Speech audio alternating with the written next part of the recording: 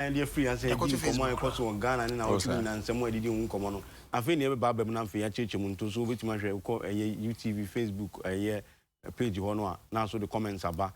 Nama Gibrana, my kind amount. When you are attending catcher and you're going to buy a bus and we be a cost is reflecting all over him. Ishmael Adams, MVP communicator, or Fiano pay and Mokaba. You see, Udini Juman so manslop. Tomobusian. He said, Madame for no Nama Busian, then he say, hear me. And you call my man of the moment who found me, Enrique J. Sukasa, Emma, a year opposition, the largest opposition actually. And this, you also are looking very handsome, American Mokaba. And you're so coming. Boko, Uguso, Usuan, so lawyer. How it is Sweden as I'm to me queen. So come was as a crowd. Oh, come as a son. You shall say, I can be Razayo. Say, with the fact is about that for the bus lock. No, you're Rajan. Must under me, you go for one. What can say more? Mekai say, Mini Adams or start say communication. Yes, that time we super can have Mecca. Me person dey okay no na sa time na fi na me free me no ho aba ti me beto na otun za fi na o sha se kaka o wi aba na me ka se e to aba ne wie ya o mudi nkunim no adabi e fi asempa FM na ne fu esan na oba be si main road no say wa short oh wow on me wa fa some agent fi there one now short to tell mo dey me opposition na me ya o let's Adam sky kitwa bi now offer some agent fi na oni mo ho me no some agent fi ono me ne timi ko hotel mo si wa je ma me o dey mo ga se mo wa ha no wa short na trotro for no bo abem and then was san o come as log ne was san but and American ya dan ya me the times can change offer some agent fi so yes o ayi na na come ya ho STC, yes, on a PR, and I didn't. But of course, I saw on Casa Daddy. You should be a my. Oh, PR and so Kazakasa. But coming near Manku, honestly speaking, yes. I saw a position for the Casantino. Yeah, position for happy birthday. Mamincha nations. Oh, Abem. Oh, Abem. Abem. I have them. Missing near Manku, you say your position. That's right. That's right.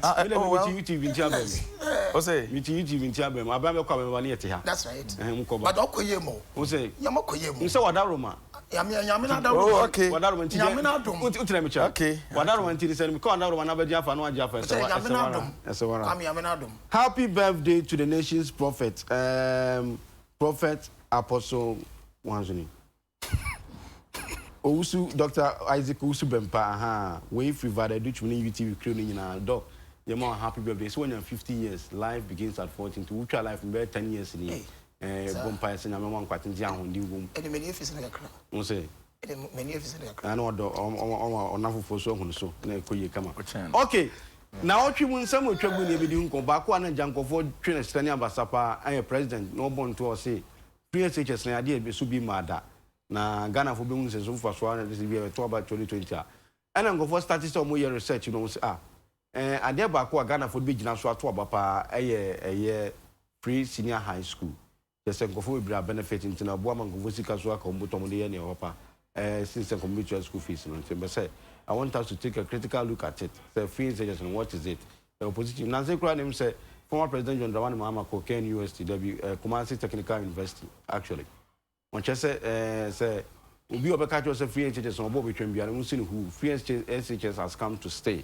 Unlike first na the name of work cancel about between it's anyone you just say it has come to stay now. At the end of the constitution, we have to be no order free compulsory universal basic education, no order that. Interfere and information can add your bar. Once we catch your guna, then it's me a question. When we shall say free Adams. Adams, brother, what's that you know song? Oh, we said we have Mudari Maiden. I would know. Some you moderate and some you shall say we are. It's Mudari, no, should I know. Come on, farm on the moderated against it. Okay, you're just free SHS. And I pay your Dumanko and Kupanasa Kwame. You pay na new and than pay them. Mujadi with reception, most agents in commonality. And I mean, day. So, a word in an engagement to the age. It's a young shop black here, Yamina Dumara. Amen. Kwame and a payment Finch or so Cassipan farmer president. He's a president 1 minute in for Brown or Bon 12. Not so, Olivia Barman indeed.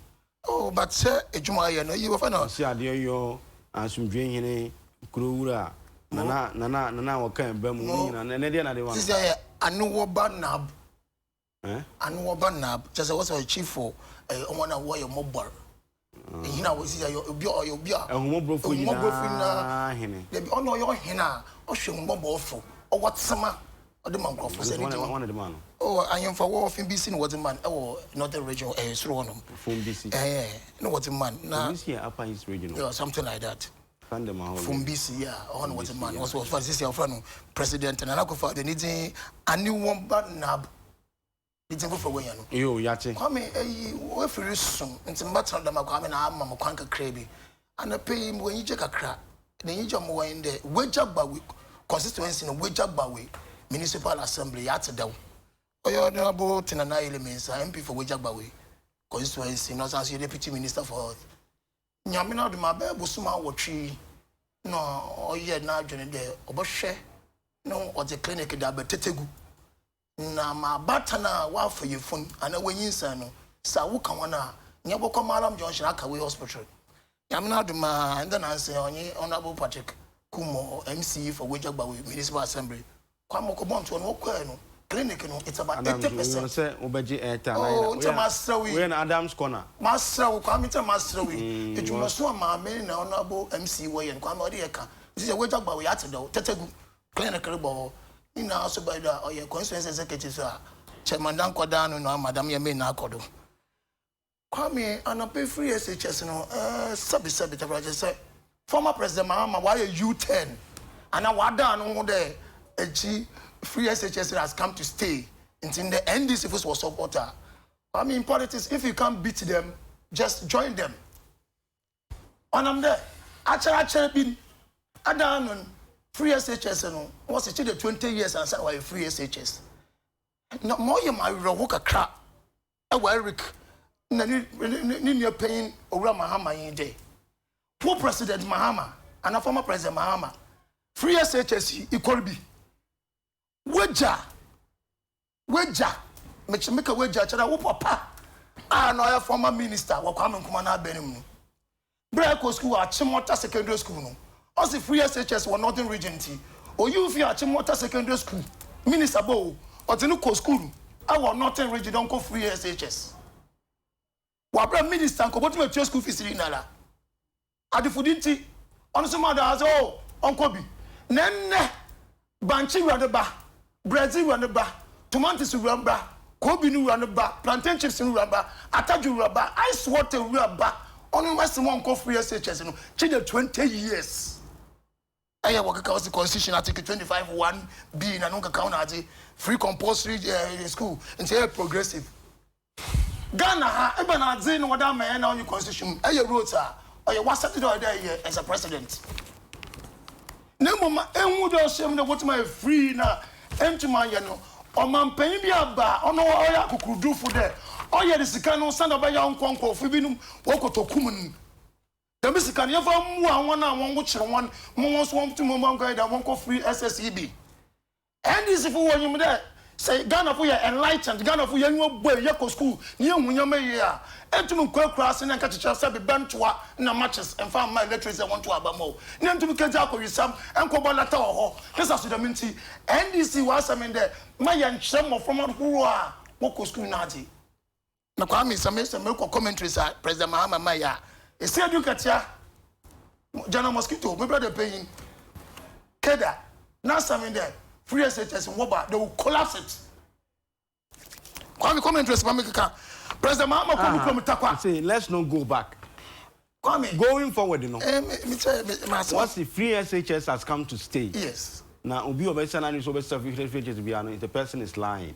But as someone very kind, former President Mahama, none why you be. And so if you can't beat them, join them in politics. What you would no.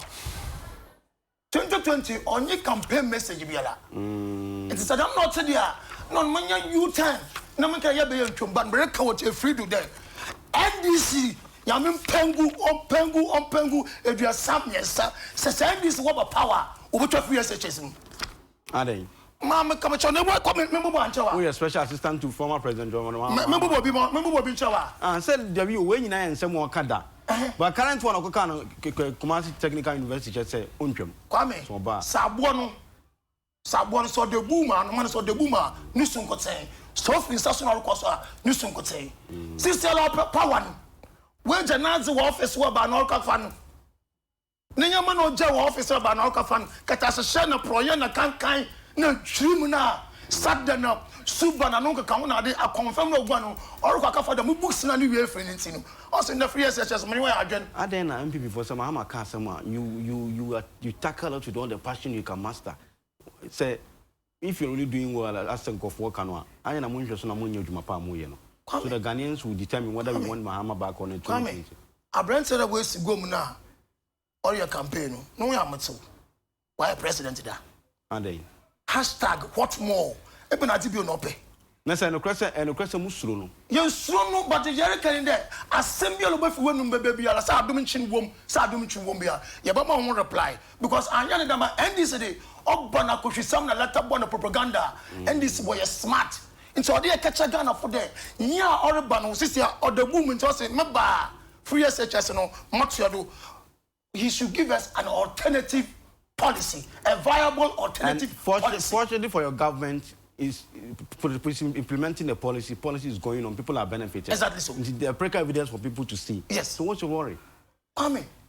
President Mahama Jina simple so. Sabi oti Ghana for time there Ghana for yen kwofo a yen che ne yewe frade enti na adwira ni Ghana for sabi o sabi ye bele enti no osanso wasa nechi mo ba ka da masam no so dey remind Ghana for yaka Ghana for there nya orba no o ya abusuma ketewo odanda no ho wa ye di brabra wa oba obotwam enti me na no mo moto ne ba nche super Kobi, Mamman Kako, Jawar, what are the Bruna Kutina Adina? Yamia Dumara was so Yamina Dumana of free SHS. Shania Nanya Abofano, Mofama in Ankasa. Anya the man, a person who said go TV because it's on the man can number a Yaruke. What boy schooling or Dakaji loan 3,000 Ghana cities or one and a bar. When you were the loan most an interest or the document train reader. They may be also the way you see. Onama wuchirinti awari efie asomdwe nwo onama wuchirinti omani mu na obandama na nyama bia hunfa so nti free SHS oreba magana yi bebia wa ko school isi school ye yame adu kwam yerko na yan pa boy yere boy den kwame first batch na mebe besi aka hon kwame wo be yi na mahen no wona Ghana man na bo hu de his excellency nana abotar adodanko ekufado or what you pa Ghana home. I count 2 minutes. This is the minty. My yente, I could sama President Mahama, no don't work bo into our car. On number say I'm here, yes, I can go Jananka. On money, I hear me. President Mahama, more yana or Dada Ghana for I do also more Ghana for Yara will feel. In the minty, so Yama, so Yama, but it is a Kim. Yamin Pengusu of baby Betty because of President Mahama ba. Mamma, Papa, Shama, a well crossing. I go to Kakra no. Epa buba nse na etiti me ka no kwa chode. Sabrantie san ba yame pengu mprebiasa. Wo ba no ko free SHS no obasan abefie. Wo panyi ba kakra bi mo anyeska. Nipa kakra bi mo aya krachfo na nwura bafo. Ghana Adams, wonse wonya ba free SHS na ndi obetwom. So what are you saying? And I am saying that oya kohwesam na orbo lata. Ona ka na so odi akohwesam. Na president Mahama o se Ghana fo yada we feel. It's all that I know the boko the marbles market so wadanda no yellow, blue, green, red, no abba, no abba, no but show soon a banner or ye. Young do. Yaba non horrible. Into ya trying that. President Mama, ya trying that. Promise if you want to many swana. No, go basic 200 secondary school to see 200 secondary school. She say, Mammy figure. What bank is it 23? Na we be fiscal what's for various stages e be a 13%, e be a 15%. It is also a be of foundation, e be crane do lentil. The school knows what at least an effort was made. That's excellent. I agree. Abandon here. In the free SHSC, say his excellent na Akufo-Addo odini 2 terms in 8 years in we 2020 we win election 2024 or connect MPP person or ba president or ba botiado because national health insurance yam chungui yam chado. Dubai cycle now why you know no ka $7 billion a year be able to no but the America join there nya ya ni jagwern ye yim mo site or ye canana, intricacy. In terms of China, it's our customer, or your son, ye, American. And this is also just a modern tone about that Ghana from a Ghana for Yadi, such an to Abamamo. A Wabakando. Abakando. Send him a boy, Mukaya to me, and ye. One man, Fianan, ye in the Fiabaso. One man, Fianan, any situation, watch at the pace, the rate at which I run, the velocity and the speed that you are why you will compare, what you will even 8 years to 8 years into what problem. But my brother can say, 3 years. Ghana for me some woman and a major watcham. MPP about His Excellency, Nana Abutala do Danko Kufado, Oba your mampin, Yenzi Fear Basa, and he said in Fear watching. No compare Fear Basa for You're 2016 now. You're saying? You're 2019. 16 plus Senate. Now, I'm also not going to. And I said I can't start the constitution. 4 years next year, the Maban, 4 years news. About soon because 7 years. 4 years in them, so Obian will be 4 years. But 7 years of Befric, I'm on flow. It's a brand and one was Mankaswa or Cocaja platform with that. No idea, I don't know. Kwame, free researchers, he's one of the most powerful person in NDC. General Secretary. General Secretary. I am telling you, say, Yapa Patama, something is in court. But you will be a young man, crazy. So when we are, you can see you catch one prima president, Mahama by a flag bearer. I tell you, I don't tell him. Mama come at show. But I don't know for now, Papa no, Yamato suffered in see, and now a Quanbada one, a Benton, and upon one see our clan, Lodina Dorukujuman, and you bring on Siababan, not a president of Ghana. Is it because you hate the person? I don't hate him. I'm referring to something. But I'm going to say, see, you can take somewhere in this year. Now we are no, we are doing an ex-president to our mama. A see, you can take your cadet. Waba, CSS, free SHS, Uboguru. I am telling you, President Mama. Joy FM. Mr. Joy. Fabra, what about me? Can we have feeling coming up over here? But your member. And this will book no more. Book no. Page say. Come back. Said you can joy. Joy, would me be able to make us a company? Because I'm saying, I would have Timasro crowd. The other man also, yeah. Come can join. Not only data. Account time. What time? October 10, October, come back. October 2018, yeah. And my first copy book. And I'm Google now. Google. It's my fraud. I'm here. It's my make on the estate. You can tell you Kadamasa. Nagusuka. I don't want to improve. Minim take crowd. I'm for the green farm. David maintain. I'm joining coffee. I'm on fact. Okas my fact. I never supported your Okan. You only give me empirical evidence. It's America join there. What's the headline here then? We shall come for the free SHS. I am saying that he said it's October 2018. Go to October 2018. So if I'm lying now, it's as one American there. What's my jaw? I'm the man listening. The American join there. President Mahama. So all you know about some markets will that Ghana for your ration. Inyaza or the president there. Where we na Ghana for win. The only one time na papa or your vice president or bear president Kwame Ibrahim be on the president mama age office or kwakafa hashtag what more Kwame hashtag what more Ibrahim na president mama age one office or kwakafa bibia na nwo why you not from say Dubai Circus why yeah October saying Kwame should date no I make should date una account so would you know October saying October 12 or something like that. Okay, then one is October 2nd. Okay. On say NDC will abolish double track system. There are two different things. On say NDC will abolish double track system, not NDC will abolish free SHS. Kwame. Okay. Kwame. A double track system no be here free or free. Free SHS is one juntum. Kwame, me avalanche of less one. The story no can you know it has nothing to do with this. But I'm saying that President Mahama wakaka okwata komukro mitakokai. What was the headline? Mama did not headline here. More commentaries. More commentaries. President Mahama, 24th February 2018, as the free SHS implementation was rushed. Said, you will be brain. What come on?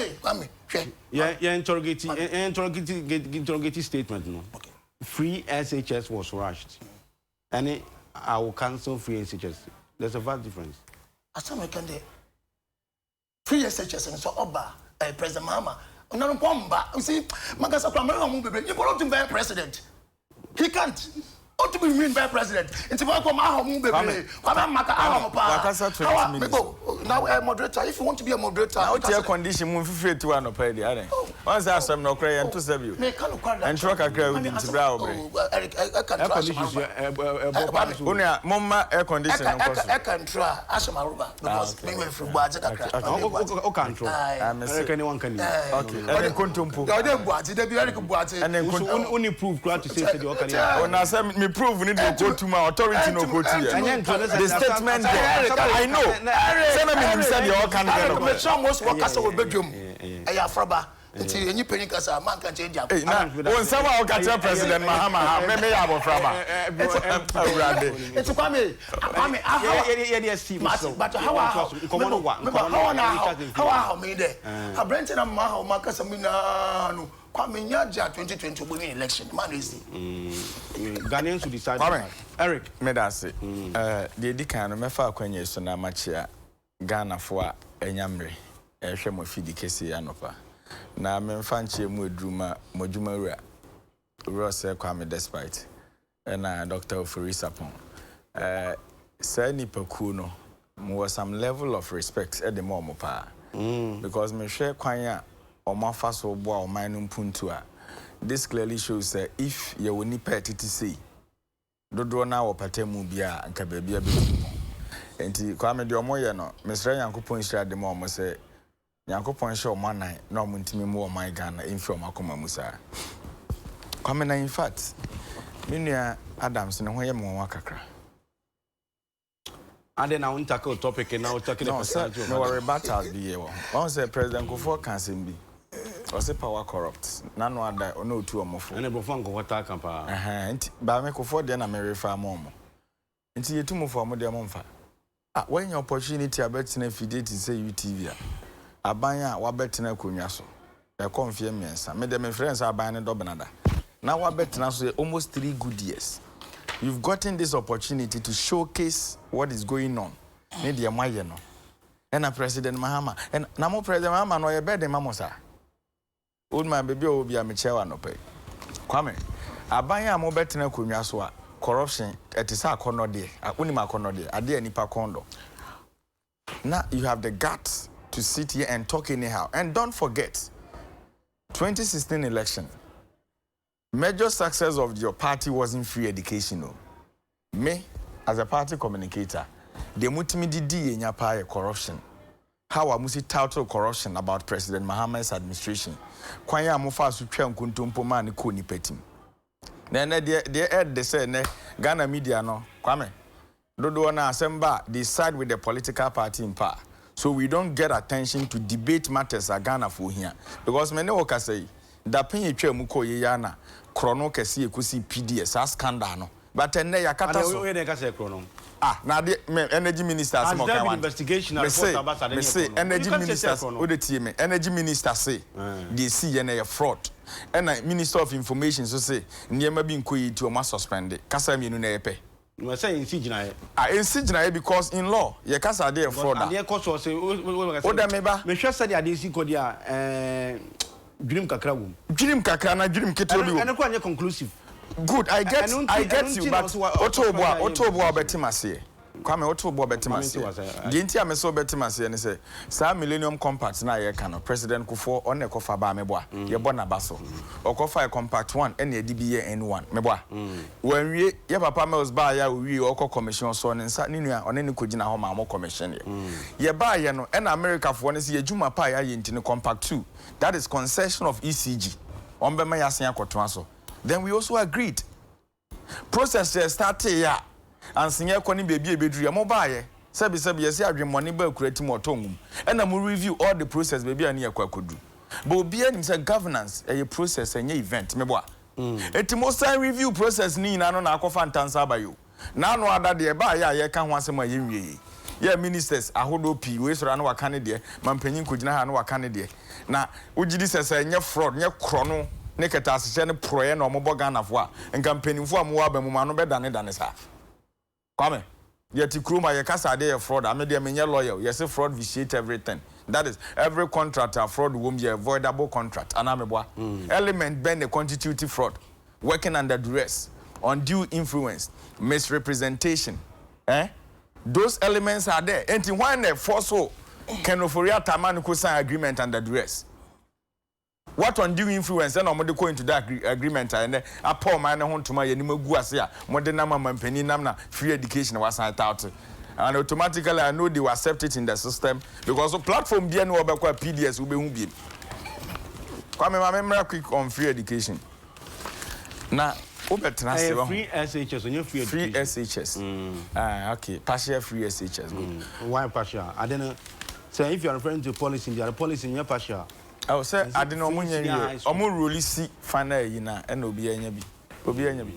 No, I don't know about partial. Partial. Kwame, asemo me pese me nua Adam stay ase anopa ni say. MPP 477 previous. Munya obu kakra emfama President Mahama. President Mahama beso my Ghana. Waja ne legacy. There was what you bia no buy or den or ye.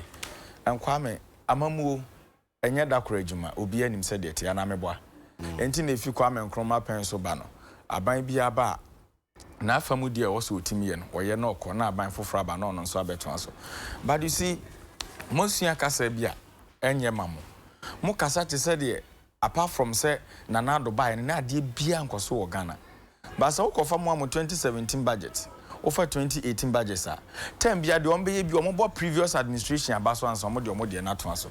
So it's about time more communicators now some start taking kind. And as I man say you look and get access. What here can free education once? President Mahama some more kind say free education has come to stay, free SHS. And yes, indeed, it has come to stay. The reason being that your mind and yeshishe. Aban bia ba or one botaya of us with the bo mind.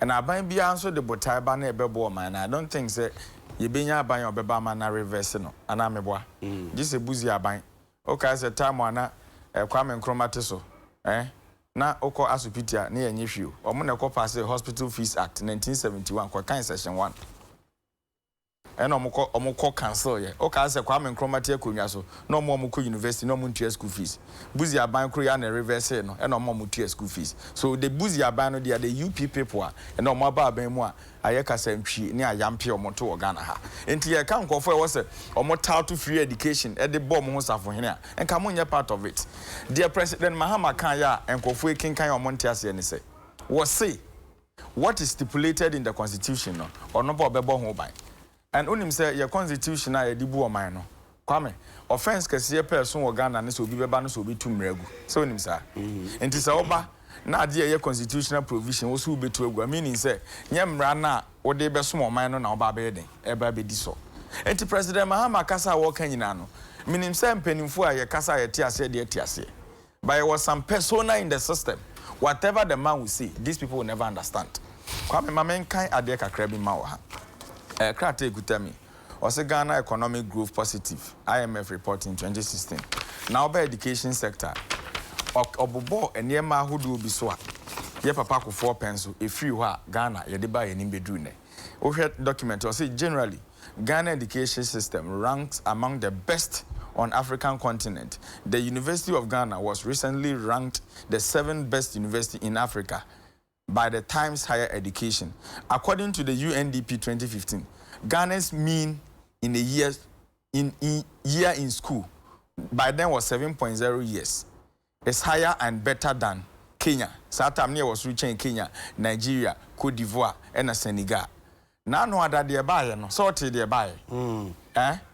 Human capital index nearby. So okay, I have that report too. Maybe the actual. Now, okay, ko baby I me deka kran say or say improvement has also been reported in the adult literacy rate, which increased from 50.7% in the year 2008 to 76.6% in 2015. Meaning say papa ko for buy our kono. That adult literacy no near 50.7%. But within 2015, ye hit equal to 76.6%. Meaning said ye ko 4 year no. Ye buy a kwam near ye near twanso. And near friend governance. With free education now waka ho asem no. Ye papa ko 4 started this same report to or started en kwada na omuko school near momoduane. Okay. free school feeding rather. Now or the policy ne buy no na de chaban and the soya sane. But ye papa ko for kwa na de chaban so we ni djuma nyina no. Ye ntimi nka say ya de pa ye twa san mebo a. Ye papa ko for fie konwa so na nkwada ye ko suku edidi da kro bia no. Omo na mbe 400,000. Na no ada NDC free konwa so. No mo ye over 1.6 million school case a ye mo aduane. Na mo ye de na mo fa ne program no. Ye dey from government or governance cafe GOG aban sika na na dey enti suku aduane na na dey ko nyina no if you aban bottom na na dey ko kwame na wo hwe this particular document ekutamia where document be from World Bank omo also Ghana's score low in World Bank Human Capital Index date in June 18 2019 nanu ya na buy now can report na also World Bank omo country director yeah, omo country director of Africa no ojina homa Ghana, Liberia and Sierra Leone. Your friend Mr. Henry Kelari or say the latest World Bank Human Capital Index, that is ACI report, has ranked Ghana as the last but one country on harmonized test score of children from basic to secondary school education in the world. Now can I go from Kakra will say the report stressed that although Ghana has done well in terms of enrollments for basic and second cycle education, there was still no corresponding improvement in quality of the education offered. When was the MPP for an no omoken kind of Montiasi? Ye debate ya ye Meba, yes, ye debate ya ye and once o go to General Mosquito no. Entina na mestia mesre no. Asemo General kind, it was about double track. And why he cited no? Because kind reports na almost enrollment cost, but the quality no future no your problem.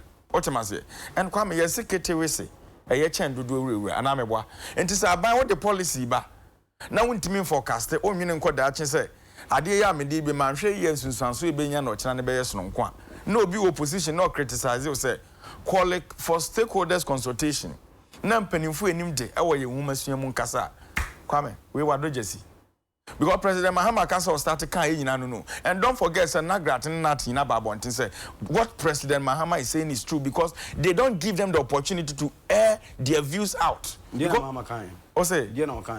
Mahama say we should call for stakeholders consultation or free SHS as a policy because the policy has come to stay.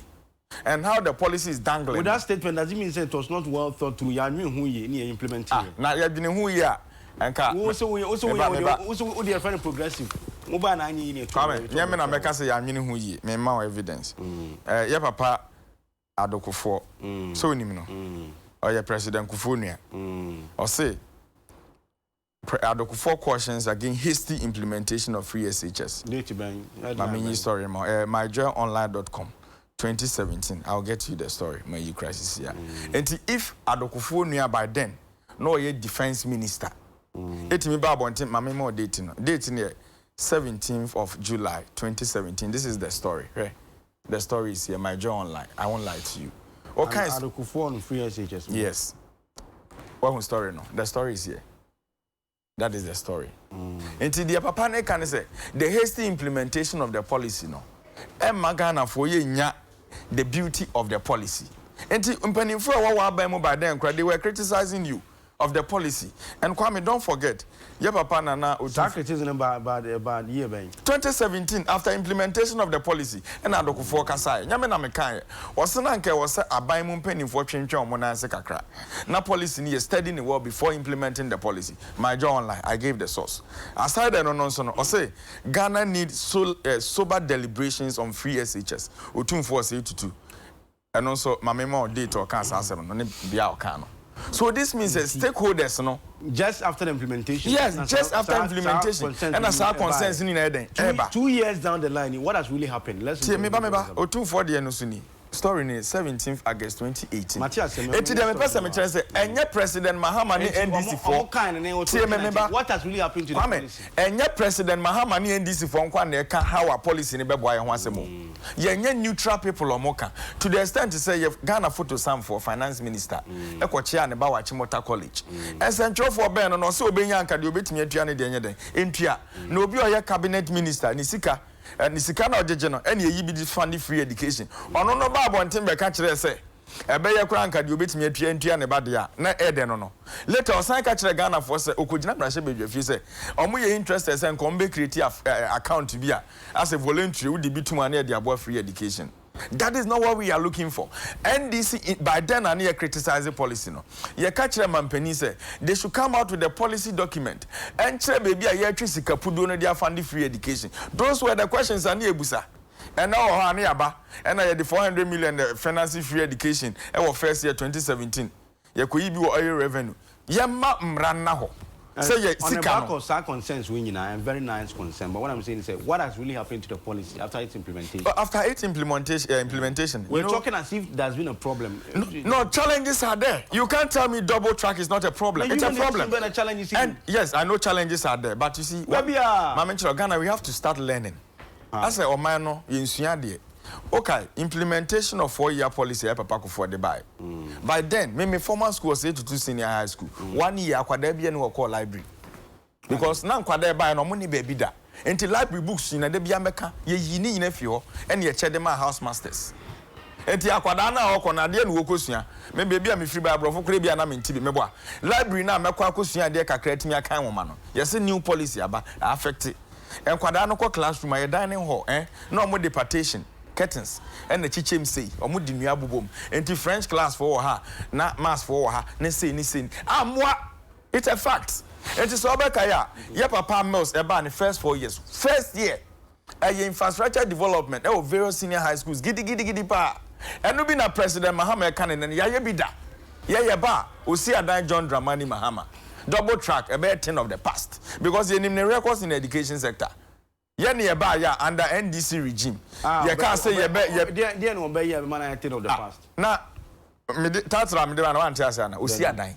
Co various senior high schools, co various universities. No, the man ban infrastructure development Ghana for Munina Moka. So what is your problem? 200 SHS building. Maybe me can say much. NDC as a political party. Yena ye born 2018 ye catch Ghana for say schools under trees. Ye be make sure say be ya famu die yido na fio. As at ye fie konwa so na na adako. Schools under trees near to eliminate over 2,556. That is our legacy. That is our. It was more than 3,000, and that is our record. Made the Jehene because NDC kasi basi dan basi. Aside no other second cycle institutions. Promise be I want you any so. Oh, one time. Now one time premium free education policy. What say so you call a policy? For ba ya or say obema zongo nyina say airport na ekosi sen. I don't know what airport say for ba then na wanka. Let me flow. What am I saying? I will allow to flow. Let me flow. You asked me your free SHS and you are asking me say yes be one time I can. You made a statement say NDC for more. Come. And I was referring to you say. And I'm say. And I'm say. Kofo asem na o kan we kasa obusa no. What's his zongo nyina be say den? Minti sasa no kwada. Kwame na ma mento aso. Kwame de me pese but o kan bi na o say bro mabem. Na me kasa me ne obam sa we kasa obam me dim sa me nim. Me komo na ye o de. We say asa me interrogate you. David. I am komo na ye die. Komo na ye die about moderator or some bem then I'll come in na the first. Kwame na no see. On my 22 minutes or say no kasa. Moderator. Kwame. So I time keeper. O me the time dem check. Kwame you see yeah, can education. More me and you say nkwada no nkwa wo school ni na education no. What am I saying? Well, of course. Yes, because nkwada na chire for mpo a eba be chire mo no ade no. You have to factor them. You have to put them into consideration. And na chire for asetena mu to say. Enema wo so omunya de chire de omunya ne on time. Akandia was a schools na nkasenya and said timia containing nkwada na to say. All these factors you have to put into consideration. One say mo betena na mo to ayampia bi. There was a topic ye wa ban mu. And amunsi school adan na makosi asinwem. And makosi asinwem. Kwame, wonim say adan asinwem ina na nipa komnya mo na wom. E-blocks no. Say nipa wom nya mo. Me kai me first time me ba UTV. Me ne me refi guy ni din. O say about first time. Me first time o say no bring about first. Debbie. The first time me buy it was Saturday program sir. MPP ni catch them say no office nya na ba baby ekokubu ahin free. Your friend say one say me refi kroni din. Yes school ni kese pa ba ko de esi o. E na makotena se mo de Ghana for sika school akusi room. And say school no kwada wo mbro 1000. Kwame mrebi atwa mu kono na bebi am premises wonya ha nyina yewura anameboa but development a process it is the president Mahama ye no ne target and not target various communities no giving them access because me okwa constituency German North Kroba kwa ni esi community day senior high school a mobile ya mo abandon ne ehwafu ese de usum fide kroba nya aboache no your friend Adriada so number 2. Kwame, communities mako be 7 and a share crew nase. You've abandoned the policy and you are telling me say sa kwadana no wo hono de e good say obeba double track dance obema na facility amananya access obetena ho afeball. Kwame edu be bia MPP aban mu mpanimfo no kasa no you knew the level yes and the free education mantra about back as a debate cry because you are to about Magana man penny. Kwame you to about ma enfie na mu na ekoi. O promise Ghana for say we dey oba wa ba mu keta se ne proye de e 10 of the past Kwame meboa and aban oba hwe de PDS dey ayo the Ghana Maritime Authority ultimi content 10 billion so the renovate 2-bedroom house hwe de see of fisheries ministry under honorable Afolekwe premise for over 273 tankers yes ni nyina yira hwe de see wo bust yes fuel egu tank ma tu kosoro minim say na de convoy was right all those things got to do with yes and na mention of corruption keta se hye ne price ke enyunu kwa ye betim dia kwa education sector ama education sector ho ahenhan ne say de pe no quickly take the auditor general report take the auditor general report offer wo unu ye retwim anu gift cleanam hwe de omo ye wo mo sector everything you know yes any dem nkonwa akura 534 million old Ghana cedis auditor general report this is the report report kwame any topic for discussion authority ntina me de ba ye no otima me fanto na yetimi temp yetimi just made a statement say mama if you can't beat them you join them mama backtracking no so free never so free is no zone ya dwen no ha no na dwen ya to be the aban we and I want to say mugu aban we ya dwen ne hwan na mo de munim nyam constitution na mo ba ya mo se mo de ya adwuma ya twere kra mo boycott ye munim nyam and you are talking of it time adwadifo no tran ne carpenter fo no adwen se ye ko free education ye na mo wan people assembly no mo ba enim guase aban na wa betena ha ade ya Ghana fo adwene ho dada se ye ko ye nim ye de beba no na ya start implementation wa ba na wa ye bia wo se wa ya de kwame me de manu si form no free education as a policy we started in a progressive manner and it's a fact progressive manner because okay say NDC aban yakwaje Bosnia World Bank that was $156 million okay yakwaje Bosnia ne ban there was packages na what Bosnia component na yede aban and it passed through parliament momra she bedwafo na gitum kwame components na wo mu bia na yede ko progressive free education no ye ma scholarship 10,400 na yede ma ye no yede 60% ema ma and yede mu 40% ema hwan mo ememu a Kwame sa facility no ye de bi start community day senior high schools mako 23 ma menchero baako no we do me kwa benya address afoso no ne far flight call obe World Bank okay sa story na pop up no you know obedi intro na no ka ho bi we started all these policies and a lot of schools are ye ma infrastructure development ne course enti me ko mikrom suma hinkura suma my senior high school this year I congratulate them on twapa Kwame no money dining hall and kwadano na bi mu ni baby ombeda but ye see dining hall SNC story building edema omo me constituency asem na make you those were the say what do one see no it me dem anunsi no those were progressive manner started implementing the policy and don't forget say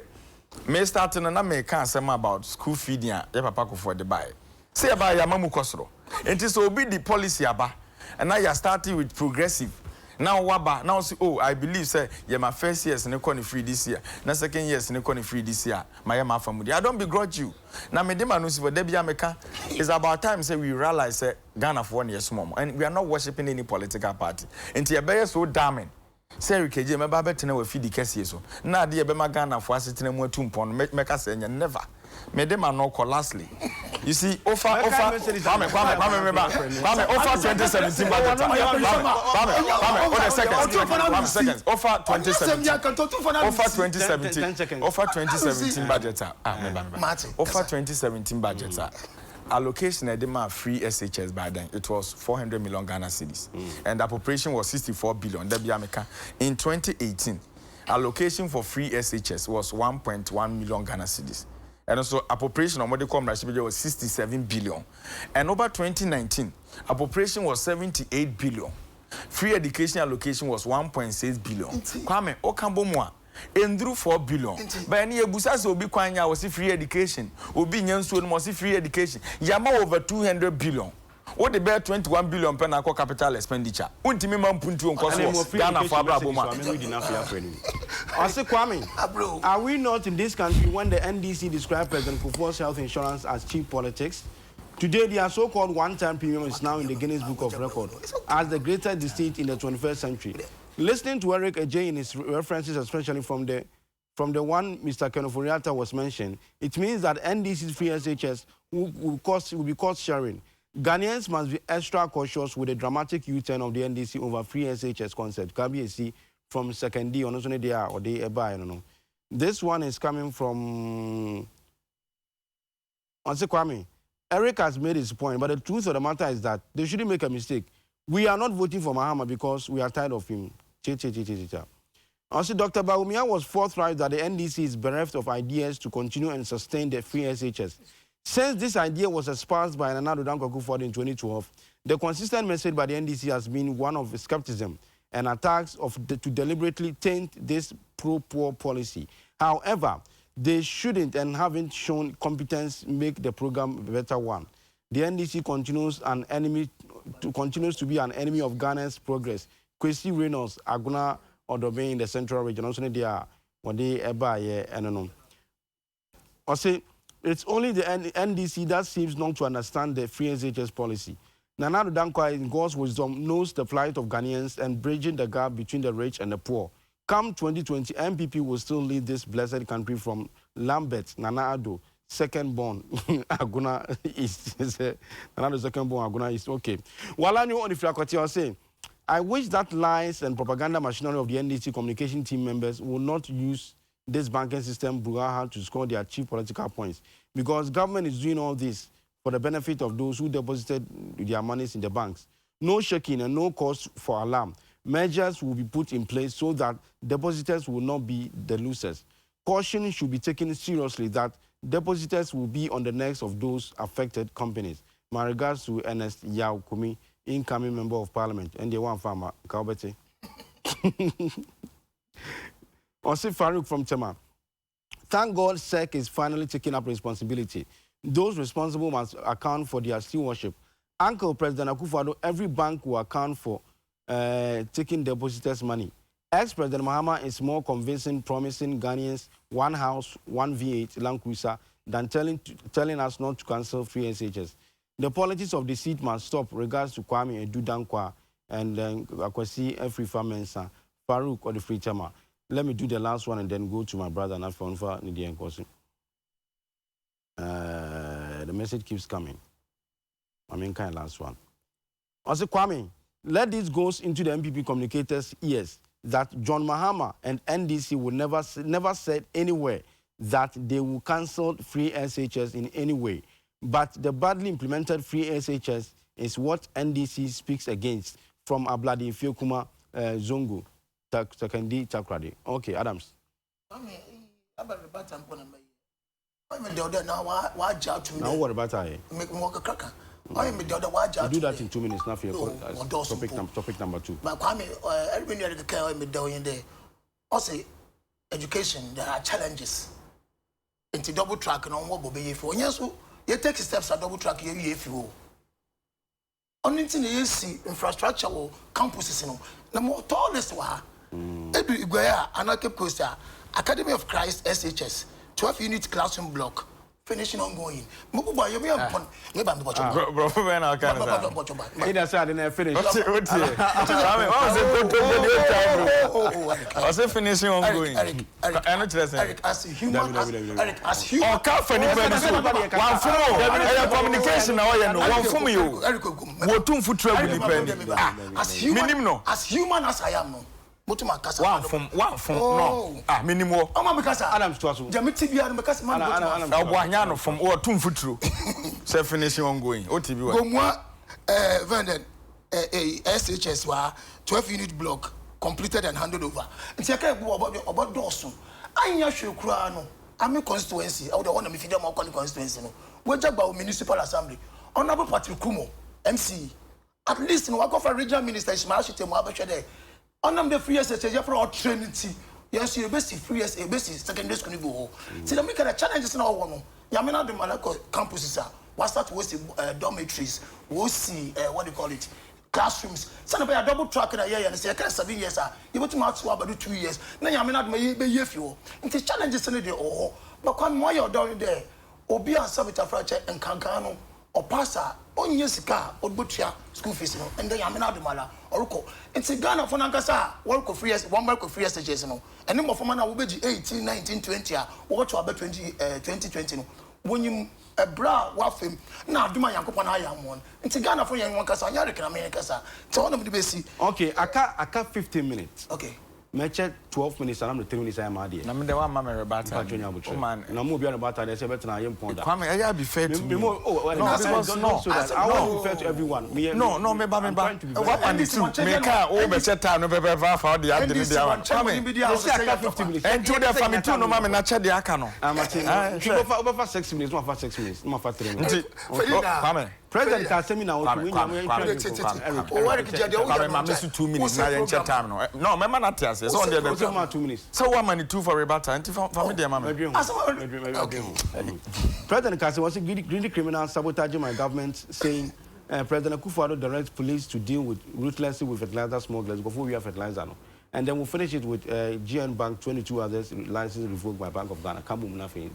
Do that in 3 on money you will make me otika fertilizer e wisami Erica wasemi or how adwen already I buy subsidized fertilizer. Am I cheap will be to me to be. Yes. No go for so what father what we do other West African countries. And easy for normally China free near time. Fertilizer yamina do mala or baba money will boom mama ko for na one what you under advan with my year. This has them tesu boy or you under an answer. His Excellency Vice President Bawumia Okugbe one district one factory fertilizer be always boy meche ayensuano district one no eastern region. Me dey fertilizer say e be ye be able to dey do adima. A funny person. Oh mpacho. Me betu me ye bi ma over the what my the planting for food and jobs in identity until you produce them fertilizer no one district one factory. His Excellency Vice President Okugbe anu is boy no.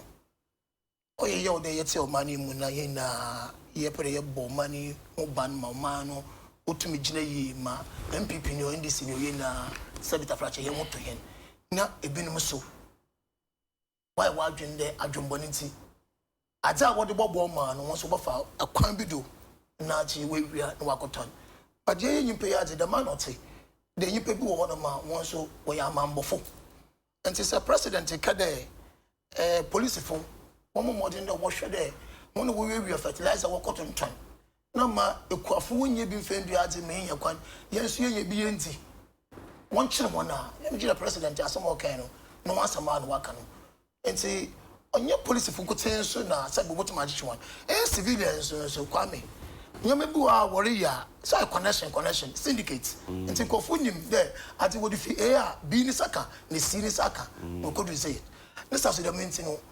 Vigilance all day na ye na ye police ni bi na se wo baby na se mu de ebi no fa kwati kwan bi do wo fa fertilizer na abanda abade ekuafo no fa ndua adziban ana fa ndua adzime ye kwa ye bi na se wo fa do wo fa kwan bi wo tona mo Burkina Faso fu na Togo fu na Ivory Coast fu a ntantam na odi wo yi police fa so chi ko police for de nyenyi na police for wo hu but kwame oya rewo because the Mr. Bani or yat Ghana for him do.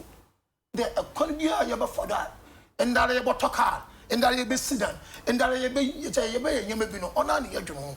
Yea, I drink the bin way margin the Wobo bra, Kakaka with a queen man sana, come wood and ye see, also with CB. But we did it soon a ban day. Now, when you best said that the young be changed. But police for Nagas also, what should you there? Say, Yanas watching for utter the man. Metro, Mr. I may have a friend a gift. I'm a friend a bribe. Maybe I know about what for quite do while more bibi that dish on. Na young father Martin Feltrum, another master me for Tam Catado, Mamma Obiaran say, his service is slam. As someone caught on your tree, let the moon call forth to them now with the one Sabanimu was so many moon would yata. Possible so what did the Martin National son? Bumbo when you are paying for what the police are no. One shop police for which money ye. No, you would there. them syndicate no one band we fertilizer no wa cotton sabita frache am no man pay ko fanden na problem was so one or the soldier for na wo do kwai kwame yan ma yin Africa kray emu soldier for no dem ya man adi na osi but kwame ya na onya bebre dem te be say man pay mo nya police for kotin on to soldier for so fu dem border na what did dem ya man wo do gun what the for the call because me tell be so wa kwa Africa say we mu Ghana fertilizer wo fertilizer so Ghana had was subsidized and what I make from there most of you ade nti kwa me your man pay ya adwen why not join the on money obobu ni why not join the on money on man kwa man krofo wiate mbran krofo wo fasika and wo fa kwan bi de wonye sika what to talk us and what you want no o man pay na some more Canada me me na odo den otwa mbra so de na yeti ne kware na ye hwe nyama ye na de a oma na membu ontumi koyi na adi na ye hwe ni aye enti kwa meta man pay na chi civilians ana meche timemufo so yembo yenwa na police fo a won so sabe what the medjuma asha won sa no se what show bi no wa kana na na wo pro kata do timemufo no so won fa chi nka yi police fo no payfo no aso won ye den won ma mane mo mu the des police fo na kasa mo na they are trying to condone and connive another bia opoda wo fa koti kwan bi no kata kata samda onko bo amane police fo payfo so what the massam baba to him so mo wan nado won so won mo na won ye we hwe dem police fo wo po dem sabe a brown ya no na won so won come on asam because on money ya bre sabe we pay na la ya hen kwa me tax akese what it na di na oni biala na what ye den what ye fertilizer we adwuma kakra what be ye kwan what be ye nsu na fe sabe etibane yen na ye beti ekoyin kakra na so obotum edua na we fifiri no botum atwan no wanya bi na sabe tafrache ne ba ko free SHS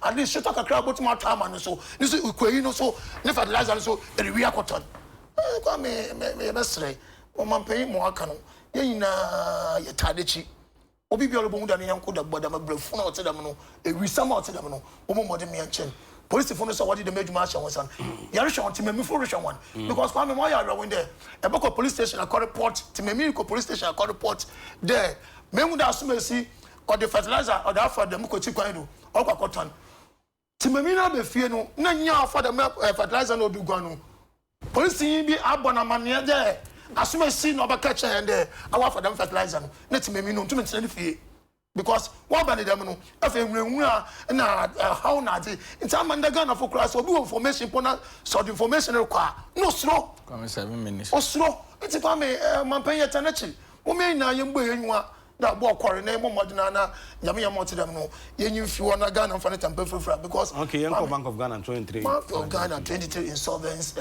funding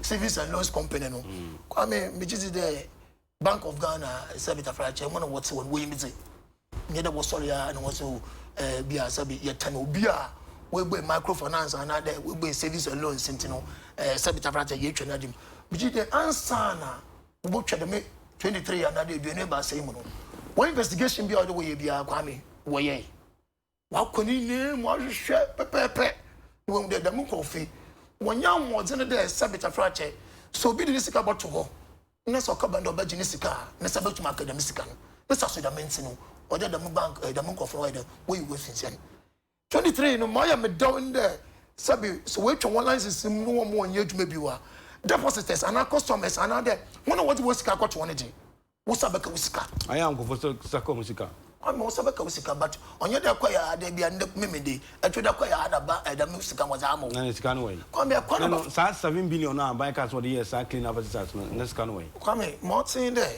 come Miss Rowe, Martin there. Validation.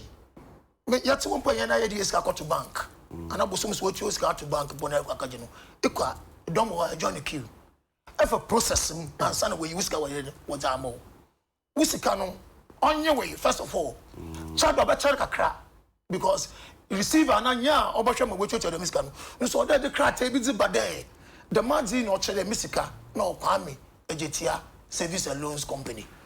Mr. Sudam to watch your ma, no that compare the mere mina. Near this yano, the banks and another service and loan company we're going to see. Obiano Soran was said, I'm an Cantando, I'll come with 100,000 Ghana from Miss Camam. Baby, I say the abandoned receiver and say. Omeka exact document. Exactly so. Exactly so. But Kwame, mama, oh, you in there. Child of a character, but Musabeka. There is a glimmer of hope. Sanan can't be the Saskano, so you want to go now. Kwame, no, we be called to Sanu. And the Ghana for Bissane said, yeah. So now can report to our Bank of Ghana, the Bamontina. Consistently, almost all the banks started on your problem as far back as 2 years ago. What was Bank of Ghana doing at that time?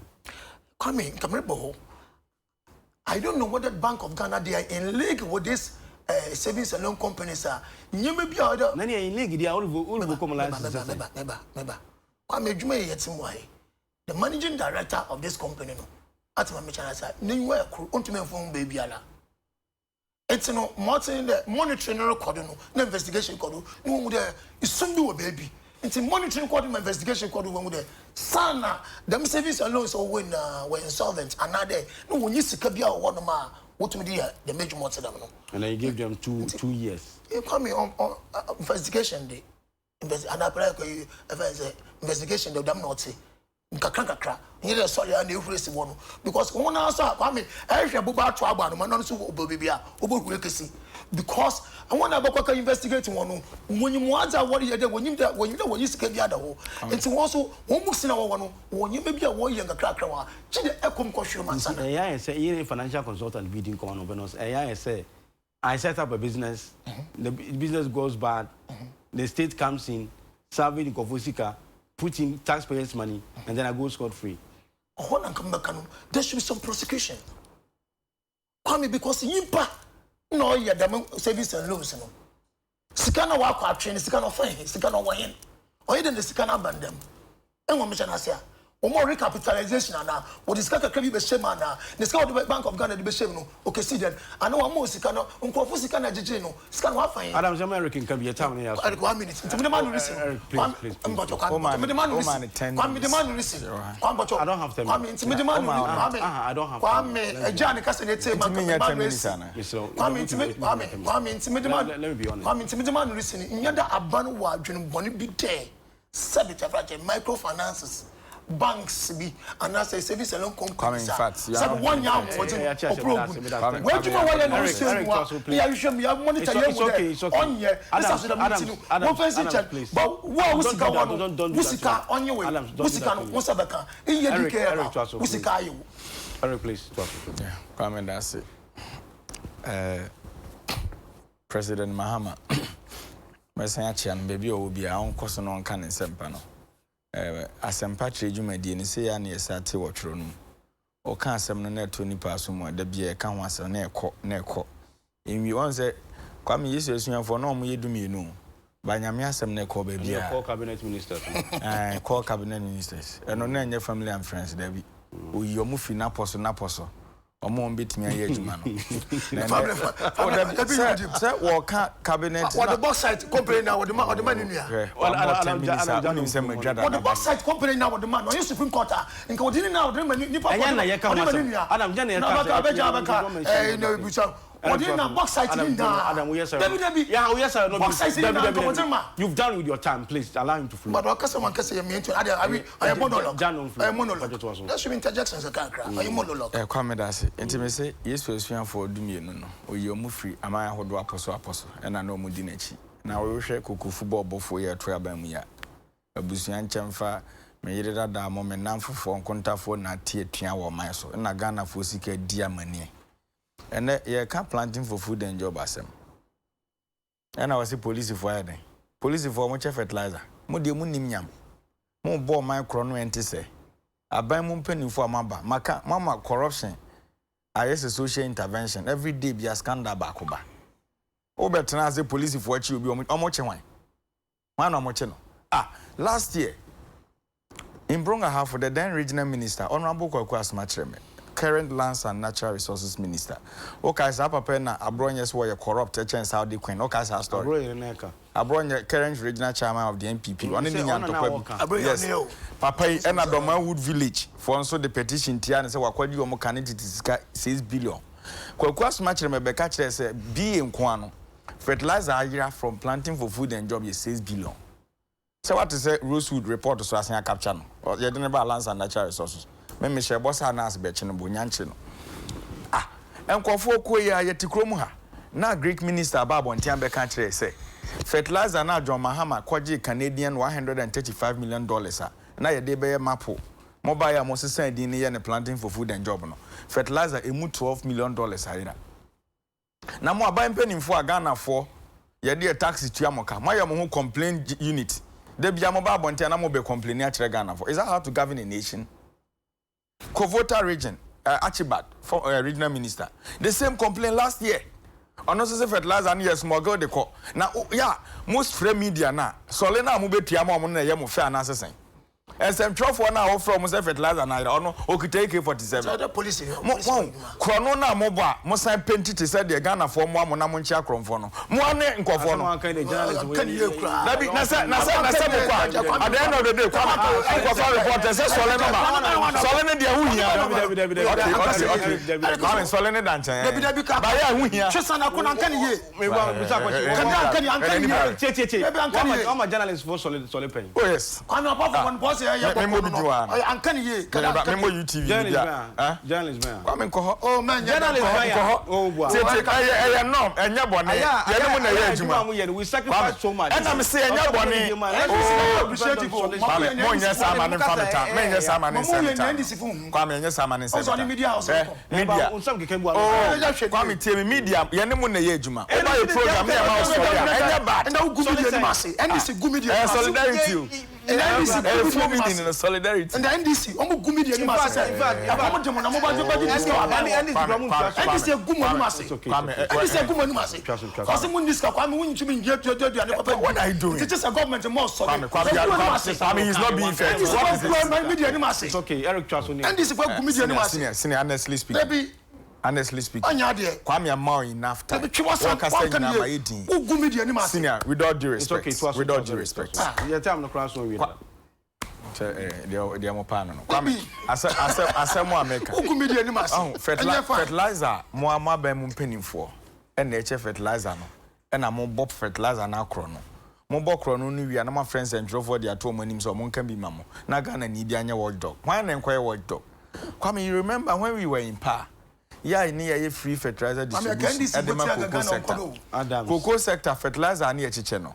E ba bontin say to da man for smuggle bi no. MPP abamba o munim de ne say fertilizer de smuggle o see etwem na ton de makua for me bo. Enti akrache for abamba ya twere ho not for sale. Na mampani de insist not no so na Greek minister use for sale no oton. The fertilizer be mampanya. Na de not for sale me wo suma arusi no. Me ko suma arusi me teacher ni hwem ye friend George. Ye de aban book mawa. Ne de akire ne to na ne twere not for sale just say unim na okoton de wawu. Na aban mo akrache for doctors ne lawyers. Fertilizer ya twere not for sale utimi ton akwa me boko de. By then reason amode ma say mo ton ne say amanfo ma bi yira ye wiewia bi. And they're planting for food and job. Yeah, $135 million. A move fertilizer $12 million. And you are here. Oh, Bob Nachre Ghana for say you fast one more police for much of your who's in charge of the police? Who push blame police for oh senior. Okay, saying okay, police for us 5 minutes. Or can I meet and the police for almost they should sit up. The vice president is the chairman for the police council. He should also sit up. I don't know. Mobile security apparatus are in Kruma, and what are they doing? What the Cassanian just Ghana for problem. You caught to your heart. Ghanaians are really suffering, and I'm in no Cassay. You can't be for someone. You are suffering in Ghana. Senior media, I'm not a Ghanaian. I don't do this. It's a propaganda. Man be propaganda or television. So I was on that propaganda no television. It's Ishmael Adams or Kasama NPP. Mosai Juma Maslow. And Enrique Jesu Kasa Emma NDC. Michia Mama Franco and Francophones, Franco Trading Phone, especially sticker and work at the Baka branch. Thank you very much for everything. Mama. Tablets really message it. Say, and so what too much. Odi journalist atem. And Jabusane come on e be treat me ni na man ntisa. Okay, market master. Can never insult. Okasetiamo. Me say any money ejuma. The bias of la sulala. Osi media la sulala. It is a calamity. Osi mu ya la sulala. The truth of the matter. I mean, TV so na dia oposoli. TV so na opposite Kwame. I will say I don't see me chat you be an ambo ever say share na to asunti. UTV we love you. I mean come on. The massive production team. I mean come on.